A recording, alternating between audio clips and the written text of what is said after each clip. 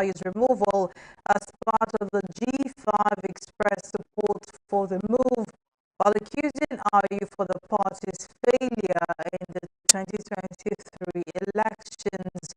Now, in light of this development, what is next for the PDP? Also delve more into the matter. I'm joined by the Director Global Network for Sustainable Development, Phil Roberts. Did you see this coming, the removal of your chair, Ayu, as the chairman of the People's Democratic Party? Funny enough, people like us are staying in Abuja. Abuja is called the federal capital, and we play politics at the federal level. So we were monitoring the trend at which the PDP has been going, especially from the formation of the 5G. And a couple of us have been on TV several times to talk about the disaster that is going to fall into PDP. Because for a country like Nigeria, we don't need a one-party system. Nigeria is bigger than having a one-party system. And thank God for the way the Labour Party also came in and swept everywhere. And for those of us that have been watching, we've been speaking to a couple of the powers that be in PDP to tell them that they should try to see how they could put their house together. And of course, it all started when they had a fallout during the primaries. I was also at the primaries because I was part of the people that was invited as most of to watch the system so that we could always also have something to discuss in meetings or interviews like this. And we saw how it all played. And I told my friends that Wiki was going to fight. And a lot of people thought I was just talking, especially when we feel something is not well done and there's an illegality, we fight. And I think that is what happened to Wiki in the PDP, and he fought them. And I told them that Wiki was not going to give up until he got his own pound of the flesh. And that was what happened. So whatever you saw happening in the whatever I saw happen in the PDP, something that a lot of us has predicted from a whole lot of time ago, and is a sorry situation. But Atiku is to be blamed because I looked at his mantra when he was talking about unifying Nigeria. You can't even unify your party. So how do you unify Nigeria? Wiki and the 5G governors gave them a lot of opportunity, and they told them so many times that they are willing to allow peace to reign. But Atiku, as a father who is an old politician, should understand that in playing politics, most times you have to give in. Even William Caesar said that you stoop to conquer. I think what happened was pride and wrong advisors. That's what happened to Atiku. If not, Atiku had it all. Atiku has been a prominent and a major politician in Nigeria. So for him to allow himself to be disgraced like that with Ayu, I think Atiku is to be blamed. Now to the next question. Do you think the party acted too late in removing Ayu? Won't you think it should have been done, before the election, since that was the main demand of the G5 governors? When you say the party acted too late, when you have a lot of people ruling a system that they don't even know what to do. They claim that they are politicians, and I think that is another strand that a lot of our parents need to learn. A lot of our parents feel they know more than us because they have experience. I think that's one of the issues Nigeria is having now. These are our parents. I don't want to call them the old people. You understand? They feel they know more than us. A lot of us who are young people, we were warning them. I'm not a member of the PDP. I'm not a member of the APC. I'm not a member of NMPP or LP. I'm a true Nigerian. And most times, because of our knowledge in analysis like this and programs that we have attended and seminars and workshops, when we see something go diving into the mud, we will tell you that this is how it's going. And I said to somebody, the reason why Wiki will fight to make sure that he destroys the party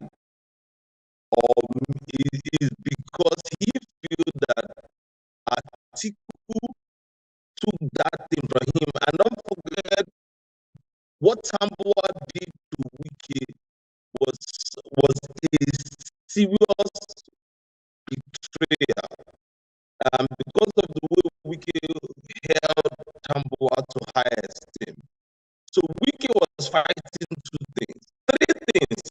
He was fighting the party, he was fighting Atiku, and he was also fighting Tambuwa. So for them not to adhere and call them to a round table,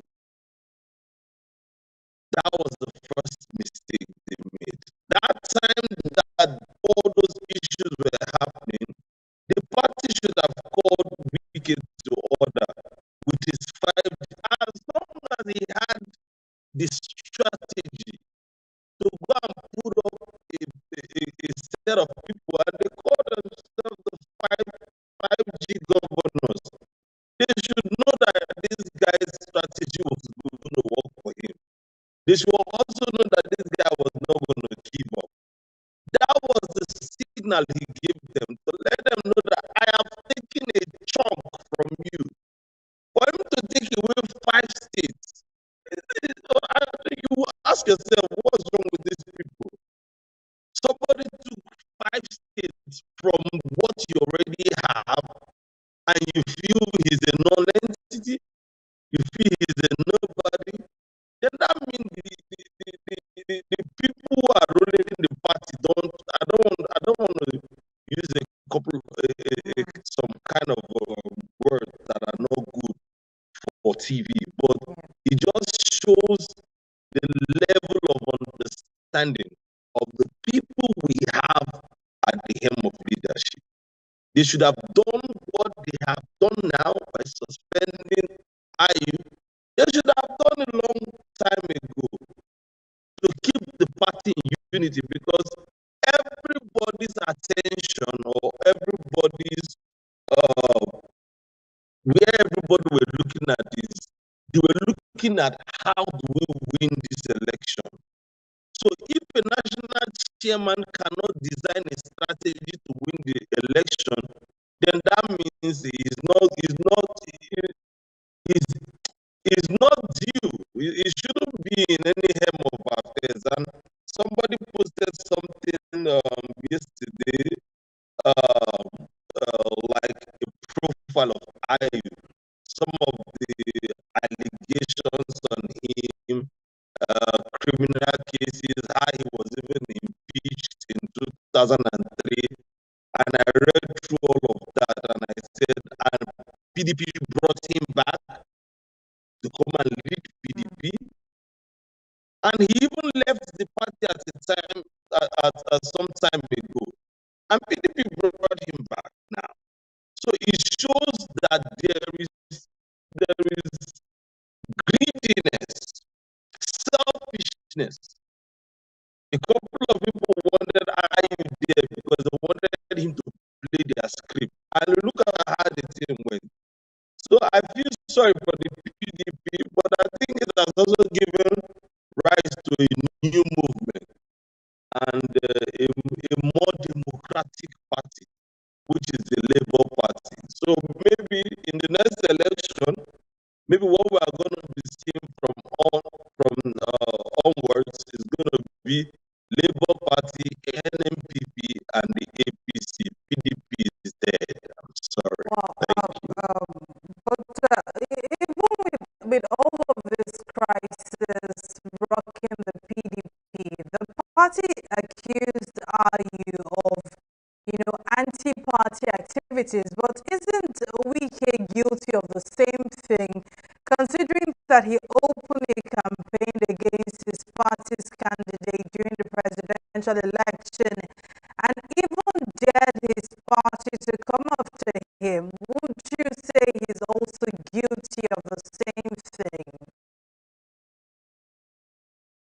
These guys are comedians and they are funny people. You know what happened? They suspended Otum, they suspended Fayoshe, they suspended Ayim, Pius Ayim and some other people. So why didn't you ask them, why didn't they suspend Wiki? They left Wiki because they are still trying to see how they could manage Wiki. Because Wiki is a force. You understand? They know that Wiki is somebody that you cannot just throw the baby away with the bathwater.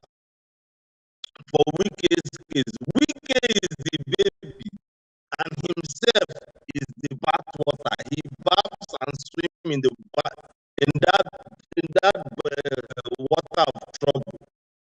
And they know that Wiki also knows what they know. And don't forget, Wiki has been one of the major people financing the party. You understand? So what they actually did is that they are trying to play a game. And don't forget, in politics, there are lots of negotiations that go behind the door that you don't see. You understand? So there have been backdoor negotiations. And they've been trying to see how they can manage Wiki. And let me also let you know, even till now, Wiki still has a major force in the party. You understand? So what they are trying to do, they don't want a situation where PDP will just break away. That's why I tell people that if you are fighting a battle, you should select the people you fight with. And if you are joining people to fight the battle, you should also select the side you enter. Because check out, Wiki was a major person looking for trouble. But you see, they are still trying to see how they can manage him. But look at other.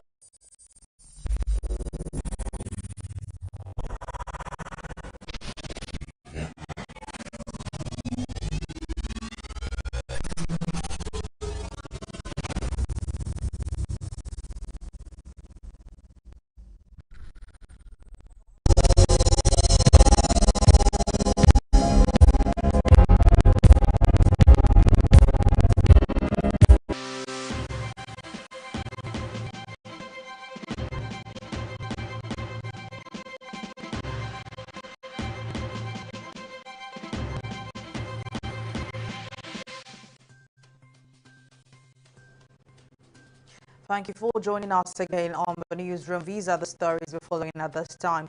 Following the clash between members of the All Progressives Congress and the People's Democratic Party in Port Harcourt, the Rivers State capital, on Monday. The Rivers State Police Command has invited the APC governorship candidate, Tony Cole, for questioning. The Commissioner of Police, Okon F. Young, who confirmed this, that Tony was asked to come with his aides for a policeman on the allegation that his aides shot and killed somebody. He also clarified that they were also inviting some members of the PDP in relation to the same allegations. And the Plateau State Police commanded Silver State House of Assembly complex in order to forestall the breakdown of law and order following the reinstatement of former Speaker Ayuba Abak by the State High Court. Officers of the State Police Command were at the Assembly entrance early on Wednesday, barring anyone, including staff, from gaining access to the complex following threats from the warring factions to take over the Assembly complex. The State Assembly has been experiencing some relative peace since Abak's impeachment until the State High Court judgment ordering his reinstatement. And the federal government has declared Friday the 7th and Monday the 10th of April 2023 as public holidays to mark this year's Easter celebration. The Minister of Interior, Rauf Aregbesola, made the declaration in Abuja on Wednesday.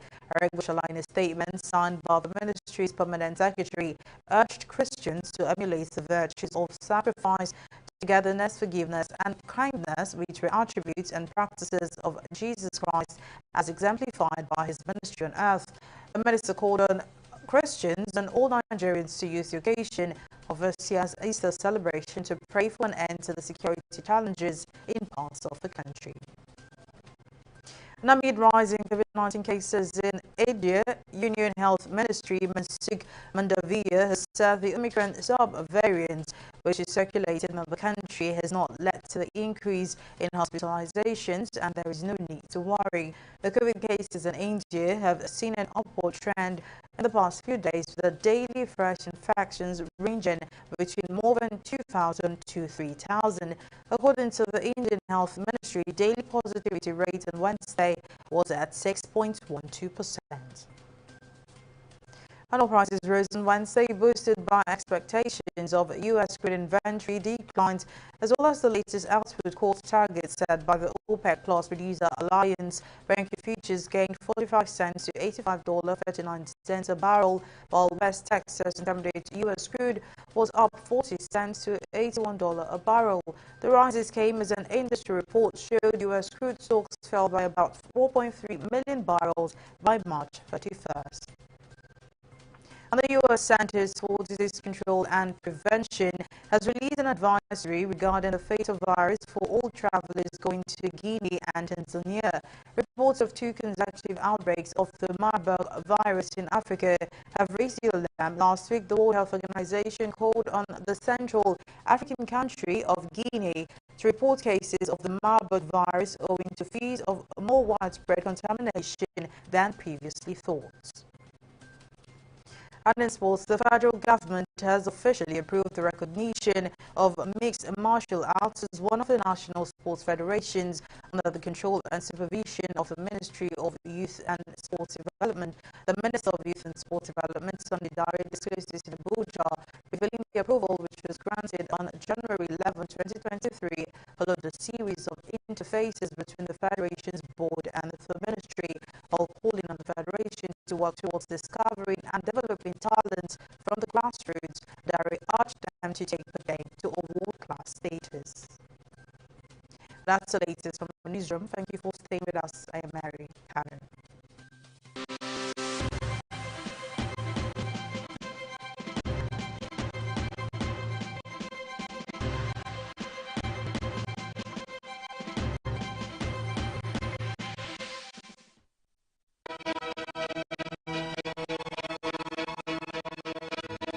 Opinions are free, facts are sacred, but truth is universal.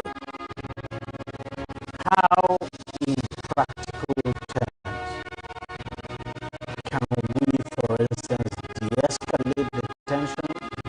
President must see himself as the president of the Federal Republic. We know where the enemy is.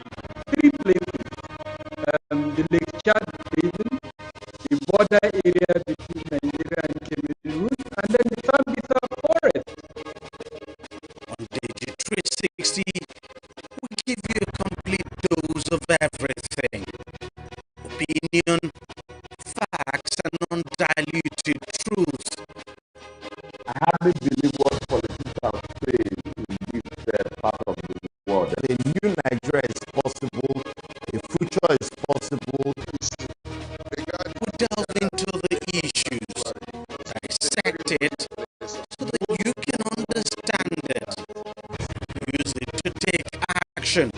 I don't think there's any need for any governor to look for grant for ranching. TV360 dissecting the issues.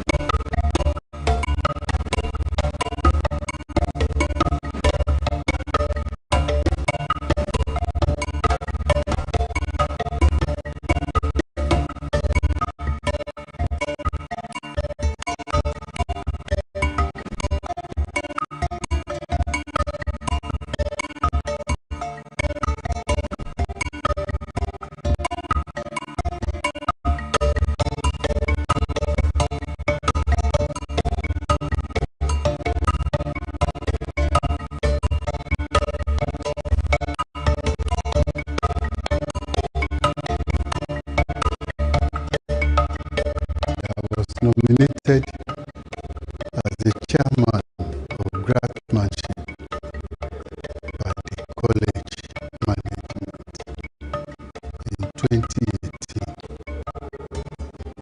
And what is craftsmanship? Craftsmanship is sourcing for grants for the development of the college. So our first outing, we want to create awareness among the staffs on what is craftsmanship. Therefore, we invited two speakers. Professor Ida Chapa from my component university and Dr. Davasaki from Ford Foundation. Along the line, he told us that they don't give grants and that they have specific area. And that is area of art. For years, those in the art, in the school of art, they have been dreaming of having something like this, but it is a matter of money. There's no money backing, nothing. So, but when it was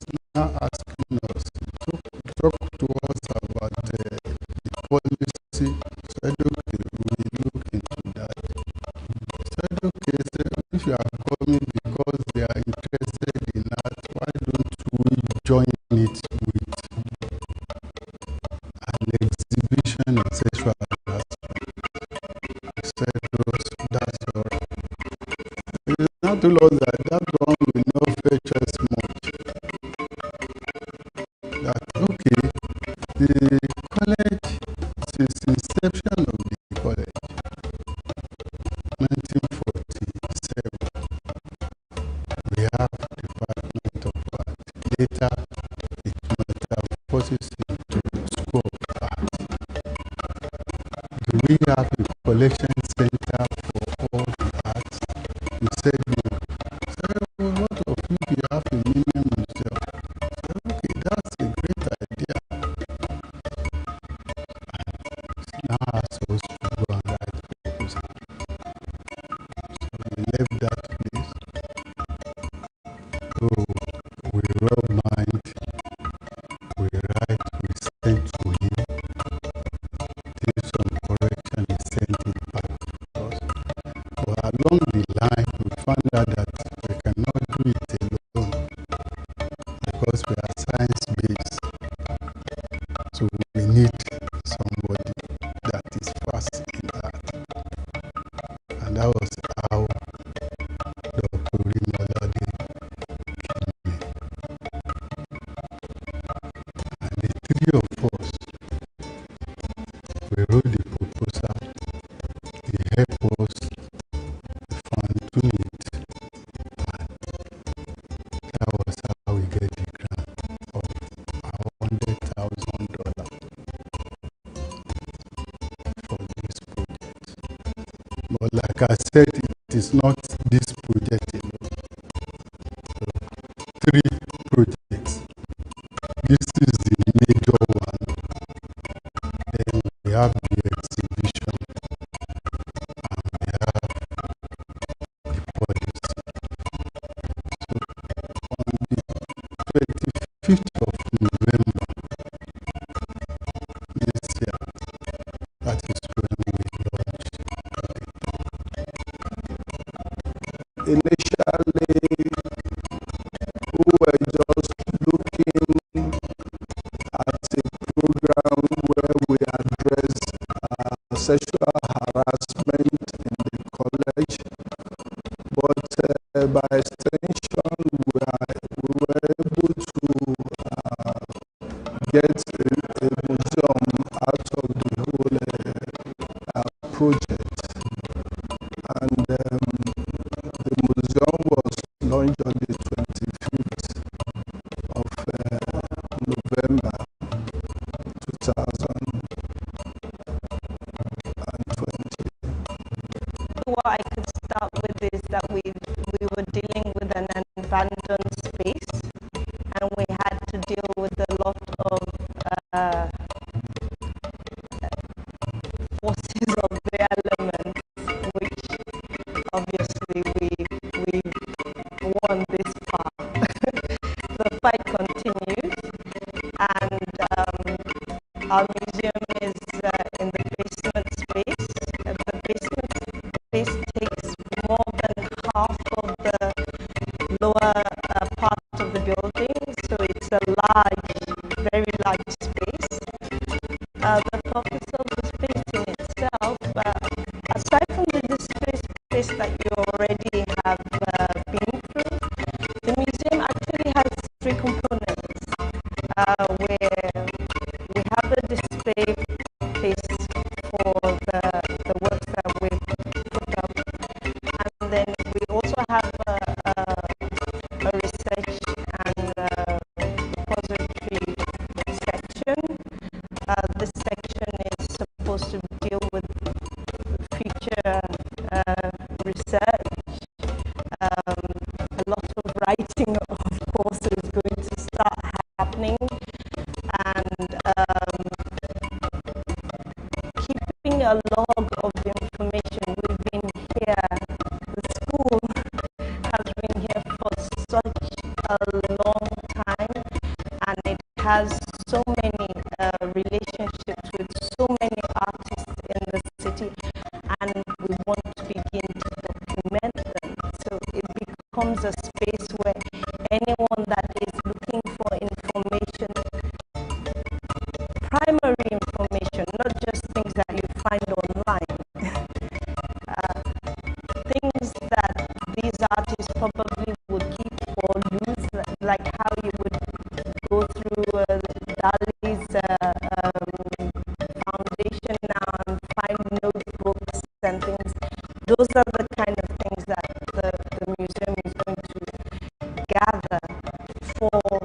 research purposes. But we're starting to work towards having our conservatory and preservation section. It's a restoration section, which works perfectly for us because our faculty has already for several years been running programs on methods and materials, and under methods and materials there's a section for preservation and conservation of art. So it's not a full-fledged course here. It's not a full-fledged course anywhere close to us. So hopefully it would be filling a huge gap, not just for our community, but for artists and art collectors around us. We hope it becomes a service point moving forward.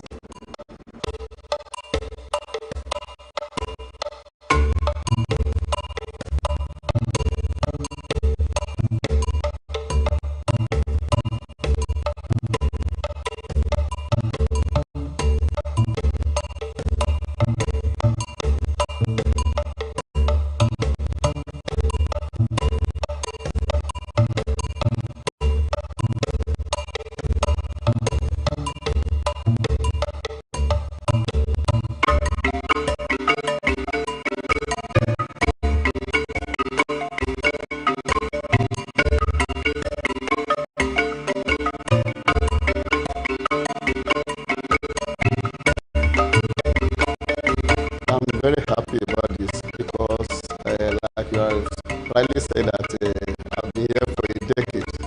Yeah. You see, we have Yusuf Gilo Gallery, and coming now to have Yaba Art Museum is very, very good.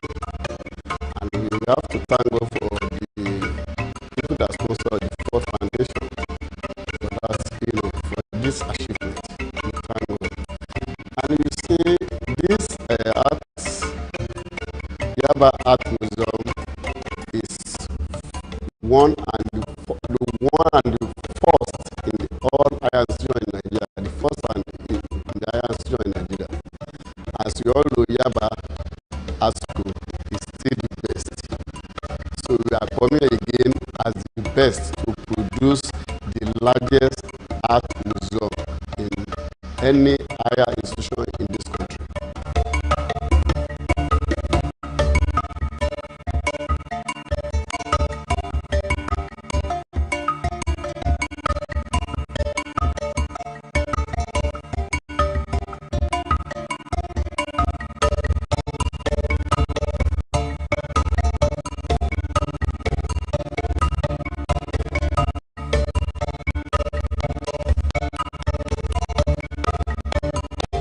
For years,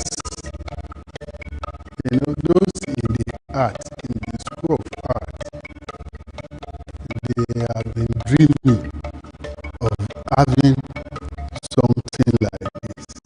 But it is a matter of money. There's no money backing, nothing.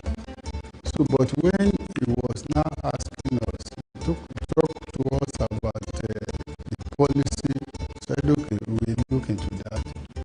Said, okay, so if you are coming because they are interested in that, why don't we join it with an exhibition on sexual harassment? He said, that's all right. He now told us that one will not fetch us much.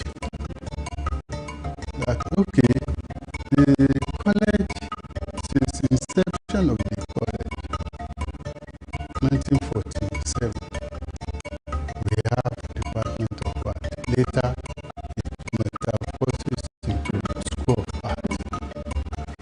Do we have a collection center for all the arts? We said no. Said, well, what of if you have a mini museum? Said, okay, that's a great idea. Now asked us to go and write proposal. So we left that place. So we rub mind we sent to him.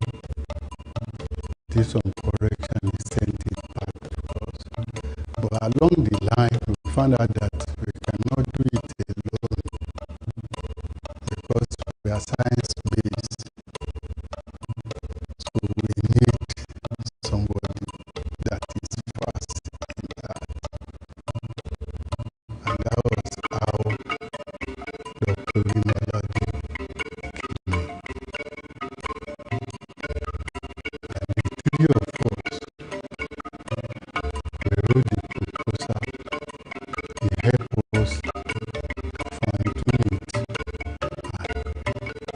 that was how we get the grant of $100,000.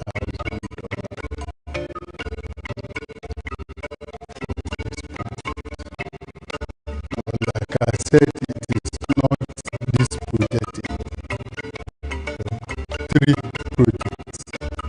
This is the major one. Then we have the exhibition and we have projects. On the 25th of November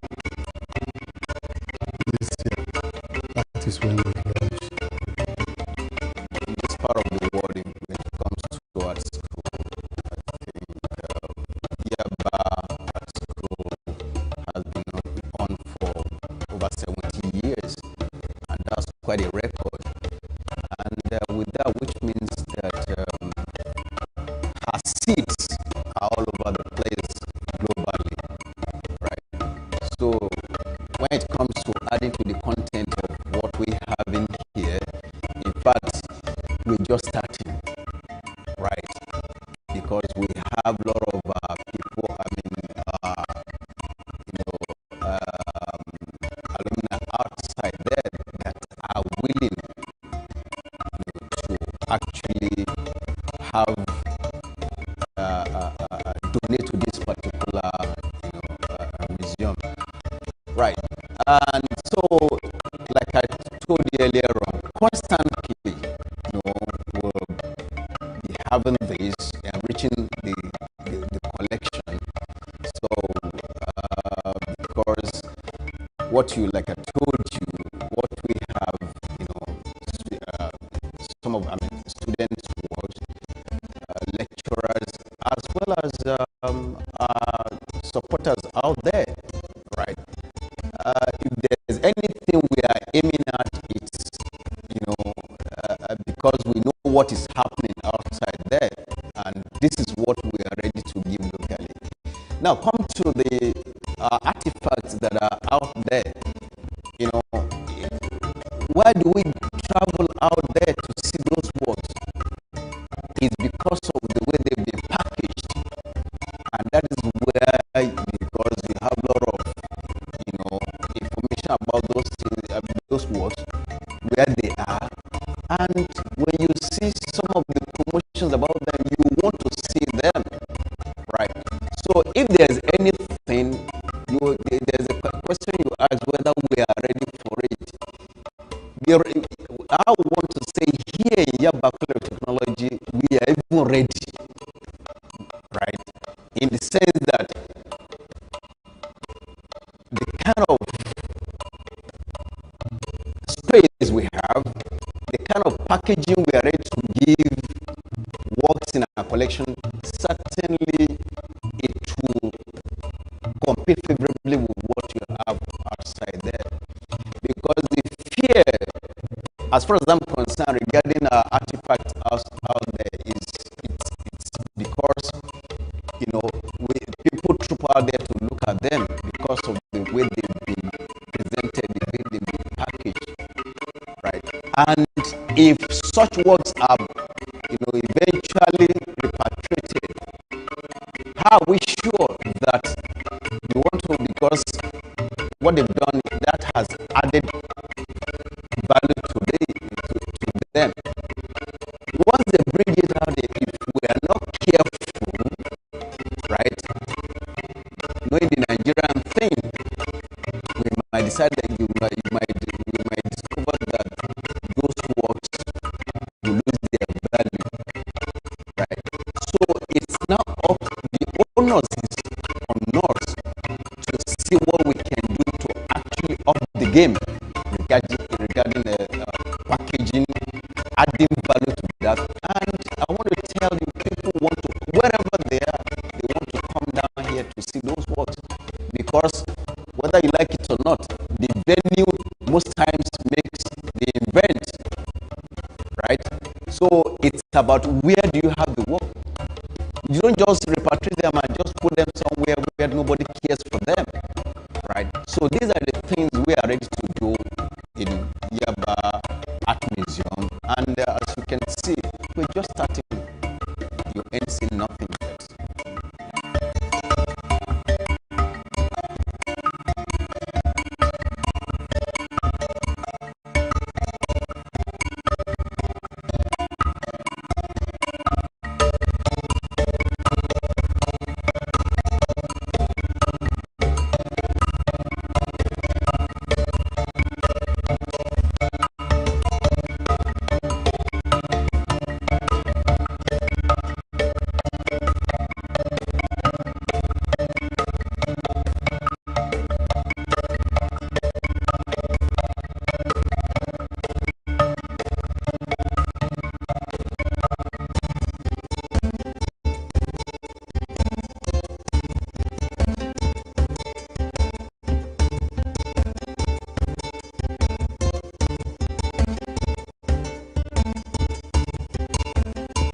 Essentially, the role of museum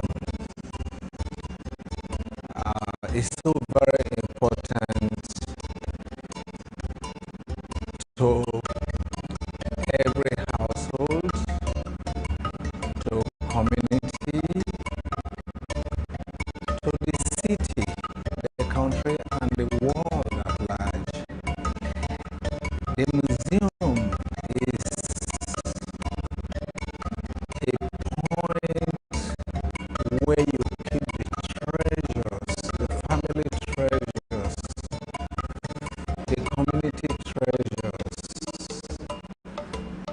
the institutional treasure, and then the state treasure, national treasure, and also at the international level, these treasures are exchanged through collaboration so that other people on the side of the globe can see what is happening at the other side.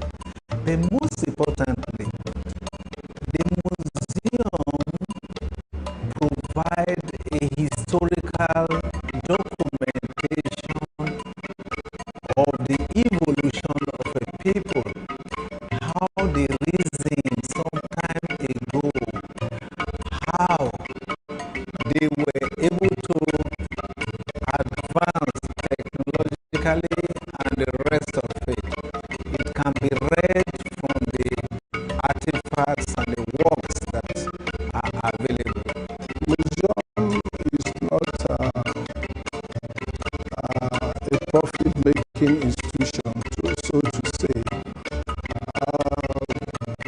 Museum documents history, documents culture, and because this one is situated within the academic environment, it's a place where students can learn from the past works of other students that have left the place over a period of time. Because if you look at the works here, they are from different departments, and they carry different philosophies and ideas, which the students could actually tap into. The museum gives what I call academic visibility to the school. It opens avenue for people to come in, to look at what we have done, and also to collaborate with us and see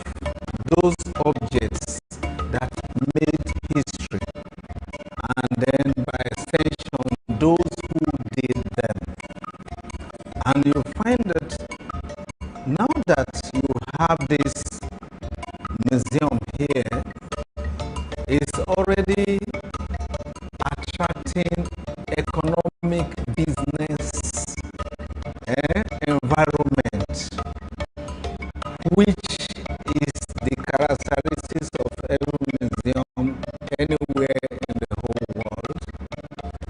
There is going to be a coffee shop somewhere, and there will be where people can have their snacks, where people can sit down, and there will be postcards made from some of the artifacts here, some souvenirs that people can pick, and most importantly, you find that when the culture of the museum is built, everybody around becomes aware, and then the import of keeping what we have is also being taught indirectly, so that everybody will know that things that you have, even your old man, your grandfather's agbada, for instance, dresses, their shoes, and that you say, oh, this is old school, you trash it. You don't throw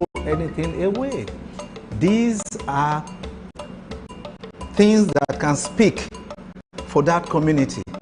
And that is what the museum, the role, the positioning here is going to play. It's not just a place where works are gathered. Mind you, we're not just gathering works here for gathering's sake. Because what is very important is for the fact that for every work we have in this collection, certainly the data of each of those works, that is the artist, the year it is made, the materials, and what the content and materials of each of the works are well documented. So it's not just about having the works alone and for people to come around and say, no. This is more going to be like more or less a research center, as you have, in other climes, such as Smithsonian and other institutions like that, whereby if you're interested in, researching about a particular artist, you can always come here and, you can have all that you can gather regarding the work, the artist, everything about the artist we are actually gathering here, we have here. So it's not just going to be a place where you just have the works alone. No. Everything concerning the artist, its art, then, which means that for historians, for researchers, it's a place to be, right? So because it's going to compete favorably with other institutions, museum around the world. That is our dream, and with the fact that we're also being supported by Ford Foundation, I think that is also a plus, because once we have such an foundation backing us, I think you want to know that, we want to believe that it's not just going to be a local thing, it's going to be a global, one, whereby everything, that has to do with art, especially staff and students, Yaba Collect Technology, can be assessed. This museum has a lot of importance to the environment, and all the students and everybody, we are all gearing up to embrace this. And at the national level, you find that one role museum plays is that immediately people arrive somewhere, they say, please, I would like to see this, I would like to see that. So it becomes a cultural destination. And I think that's another cultural tourism. There's a lot of potential that institution of a museum like this will generate once it kicks off fully.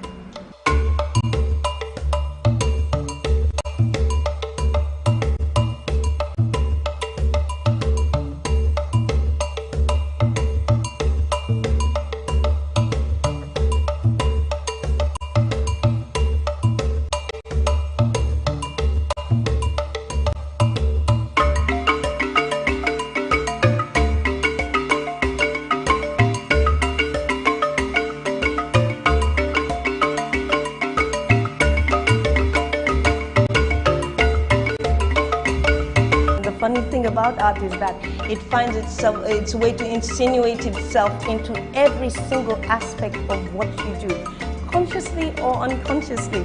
So it's very strange to say you want to cut art out of anything. Even when you want to write about cutting it out, you need the artist to help you do that.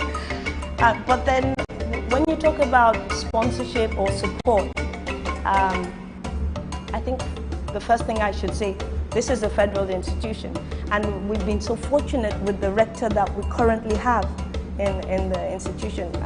There's nothing you want to do, particularly in these times.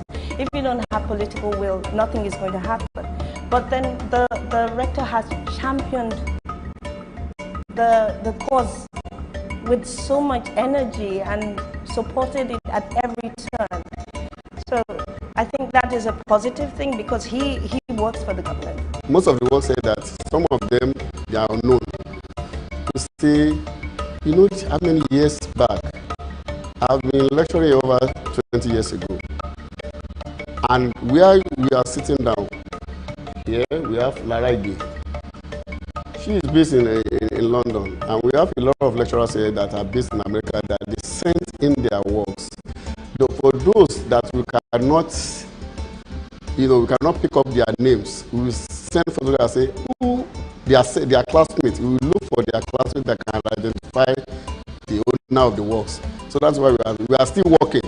You see, it's still new. We are still working, asking who is the owner of this. You see, like my classmate here, I finished from this place, and my classmates here, I have their works. I could be able to say this is so person's work. You see, and a lot has happened concerning these works that we are presenting here because they are asking us. Some are still bringing their works, but as time goes on, I think we'll improve on all those things.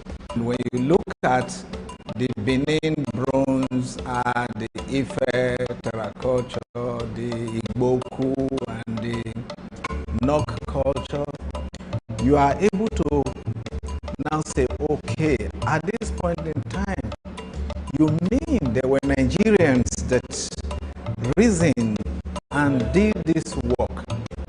And so you can use that to project a roadmap and development of a country.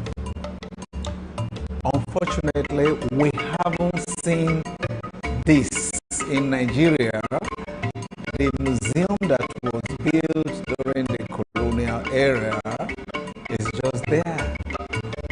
At some point in time, people are even referring to it as a mortuary because in a typical African society, the museum, the family museum, for instance, on yearly basis is refreshed, and that is where you have the festivals.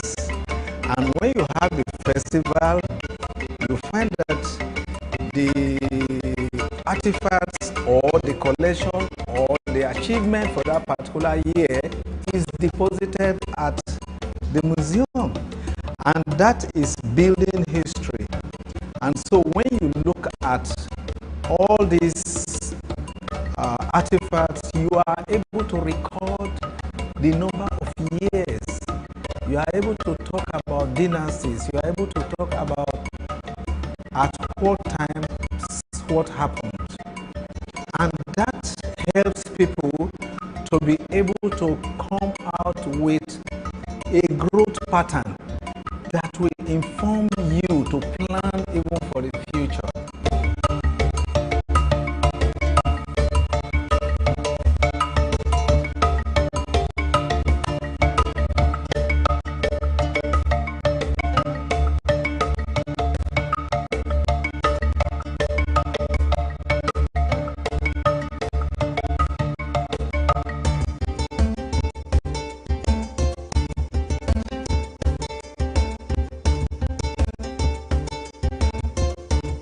Talking about support, we're very grateful to Ford Foundation for the support so far, and we're looking to support from other areas. We already have a lot of support, hopefully coming from the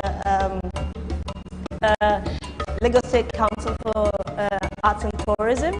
The commissioner was here, and she was so impressed and has offered help. And this is a government establishment, so I don't think I would say we've had negative issues so far, although we've had challenges.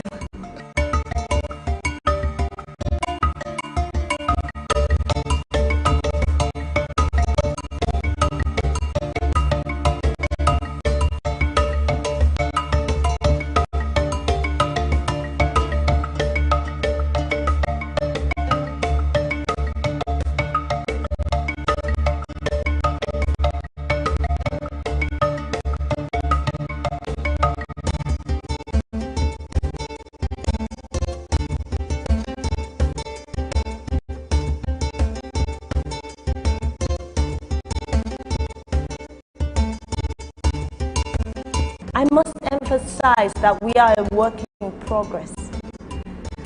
This is the start of a start, because we've had just a little over 2 years working on this, and anyone that knows about research knows that it's not enough time to gather anything. But we've done what we can so far. And currently our collection is about a little over 2,000 pieces. So what you see in the display is less than half or less than a quarter of what the collection actually holds. But the display actually holds works from our past, older works from our beginning, which I mean the school in itself. When I say the school, I mean Yaba College of Technology, has its own history, starting all the way from 1933, contrary to popular opinion of 1948. But then the School of Art in itself, its beginning started in 1952, and which means in 2 years' time, it's 70, making us the very oldest one around.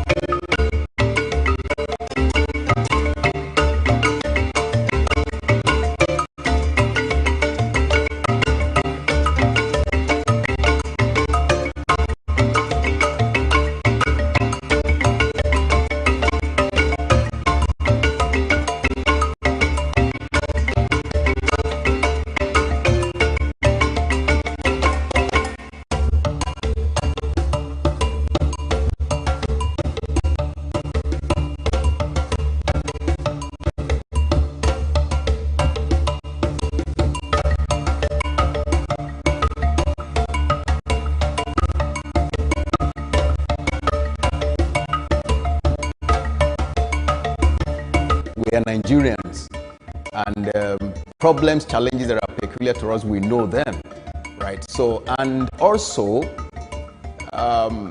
once you know your challenges, your problems, certainly it's half solved, because it's to know how to go about it. And with that, I think as an art school, we know what we need, we know what we can do to preserve this.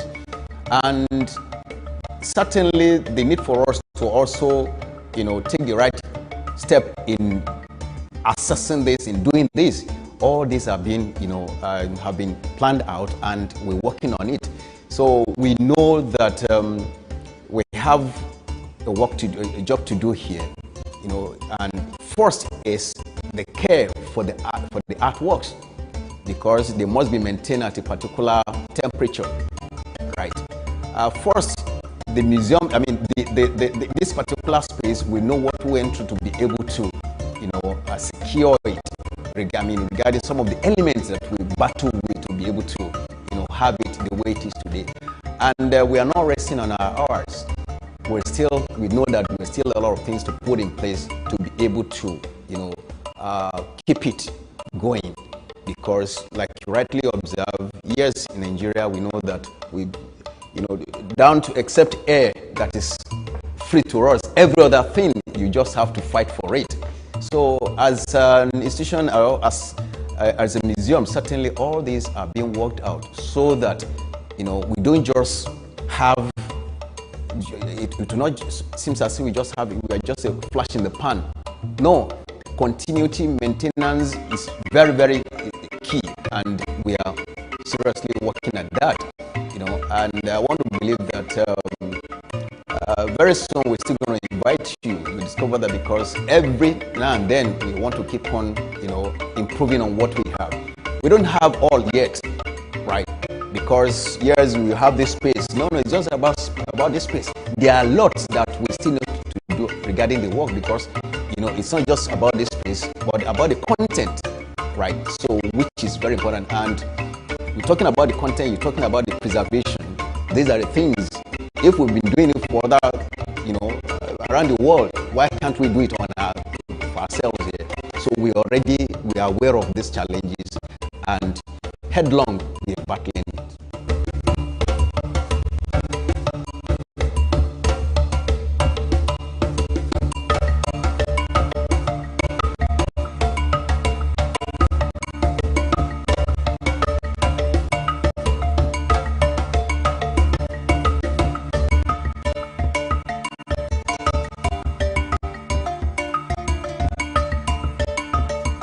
How many museums do we have in Lagos? We have just the National Museum. And coming to have Yaba Art Museum, it's something else. You see, we have a lot of, this art museum now is like a tourism. Because some people will be coming in now, they'll be asking, where can I get museum? Where is the museum? But now, the National Theatre, they don't have anything again there. But having this one now at the Art Museum within, you see, it's in the center of Lagos. So it's something that is very, very nice. And because a lot of people, when we opened this place last month, in fact, people have been praising the college for this upbringing, and it's very, very good, because most of the people will be benefiting. You see, most of the works you are seeing here are the products of our ex-students, and most of the products you are seeing here, we are the supervisors. Like you see the work I'm sitting behind is my work. This work you are seeing behind me is dedicated to the African children, and again dedicated to the children that died during the bomb blast, Ikeja bomb blast. That's why I said I prefer to sit down where this work is, because it's for a purpose. We're going to have so many events that are worked into the programs of the museum. Educational events, social events, screenings, excursions. We're hoping to be able to host researchers and different host curators. So it's supposed to become very active in the years coming, at least while I'm working on it. It's hope that it will become very active during that period.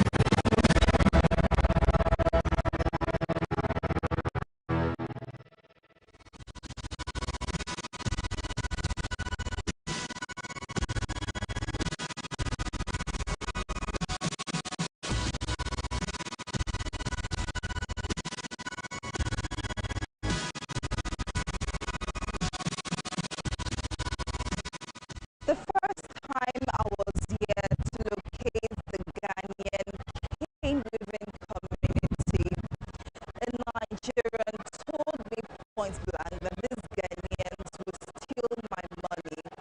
I was curious and I wondered why these two nationalities who share the same profession would have such level of animosity between them. And I'm here to find out why. If you're familiar with Maryland in Lagos, it is difficult to miss this beautiful display of handmade cane crafts. Beneath the Maryland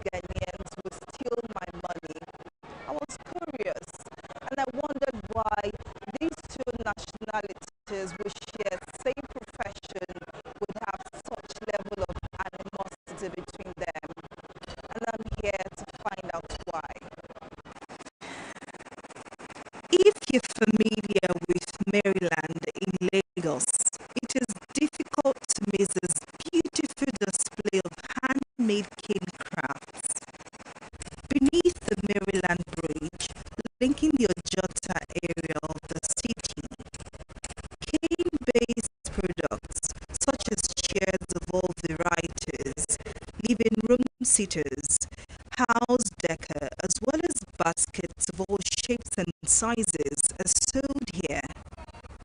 But behind this lush display of artistic brilliance lies a culture of discrimination against the migrant population of Ghanaian cane artisans, one which has been in practice for decades now. Unlike their Nigerian counterparts, Ghanaian cane artisans are restricted to a remote part of this cane weaving community. So, what is the genesis of this unfair practice? Why has it been perpetrated for so long?